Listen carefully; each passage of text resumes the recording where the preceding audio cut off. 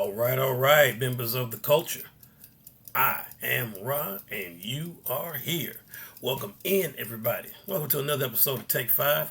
And if you did not know, in Take 5, I take 5 minutes. I talk about a particular topic. You then respond in the comment section down below with your thoughts on that topic and what you might want to hear me talk about next.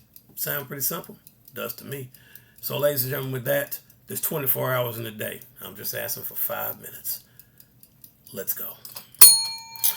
I want to talk about two particular lines right now. And I know you're probably thinking, "Oh man, he's talking about Jada and Storm." No.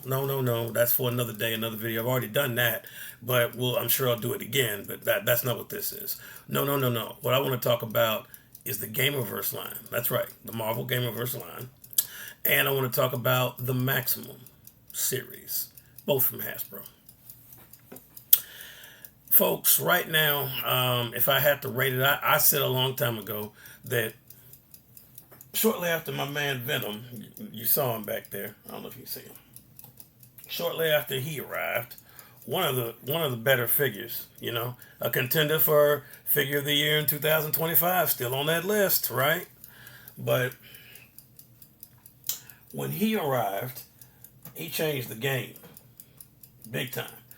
And I remember talking about, I said, this line might be here to stay. And then we saw Miles Morales. And then we saw that series with the Black Cat. And we saw Kingpin. And they just keep coming. And now they branched out into Marvel vs. Capcom. Although I know legally they can't say it. But that's what it is. Branched out in the Marvel vs. Capcom line. And then next year, if you keep looking, you've seen Punisher and Nick Fury. You got a whole bunch of other ones that are coming next year. This thing, I said it was here to stay. When it first appeared, nobody wanted to believe me. They thought it was a fad or something they were trying out. I said, This Gamerverse is something they're going to continue to do. I had a fear that the Maximum series would be the same, that they were going to go there. I couldn't speak to that with the same confidence. I'm not saying that, apparently Maximum, it's still here, and it may be here to stay. I don't know. But I couldn't say it like, people say it with your chest. I couldn't say it with full confidence the way I could Gamerverse. I was very confident about that, and time has proven me wise. Now, as it relates to the Maximum series, I've only got one member of that team, and that is you guys know, Maximum Hope. I don't have a traditional Spider-Man, and I need to get one, so people have said to go with that. But then there's other Spider-Mans that have come out since then. Spider-Man 77 looks cool. There's a bunch of them. So you got choices. Choice is the best thing and the worst thing, right, at the same time. But in regards to these two lines, I don't know how you feel about the Maximum series, but it seems like if I have to rate them like both series, one of them is more well received than the other. I think the Gamerverse line has been more well received critically and by fans, both, than Maximum, because it seems like Gamerverse, people accept it. The price is a little bit higher, depending on what it is. But people seem to be more accepting of that. I guess maybe because where they're pulling the material from. That's very smart to pull from video games, especially beloved video games like the Marvel Capcom series. But as a whole, and my Hulk's fine. My Maximum Hulk's fine. No rip in the chest, knock on wood. Don't think there ever will be. But that line is more well received than the Maximum series. It just is. It just is. Because, don't get me wrong, they pumped out way more figures at this point. It's not fair to compare them. They don't have that many Maximums. But it's okay not to have that many. If you have 3, if you start out 3 for 3 and they're banger, and everybody loves them, that's different. That's not what's happened so far.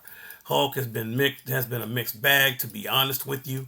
We're not going to talk about Deadpool. I'm not saying the figure's not good, but Spider-Man has been the most well-received of that group. So you're 1 for 3, pretty much. Deadpool, they've complained about the accessories, how it looks, so on and so forth. I'm not saying that. I'm just saying what I've seen. So if I have to put these two lines together, the line that needs the work and needs the love is the Maximum series. There's something there that's not right. It's something that's not clicking, whether it's the price, articulation. They're skipping out on too many things, and it really shouldn't be skipping out because it's Maximum, which means it should be among the best. When I think of the word maximum, that's the most. You're maximizing it. And then I think about the price. It's not cheap either.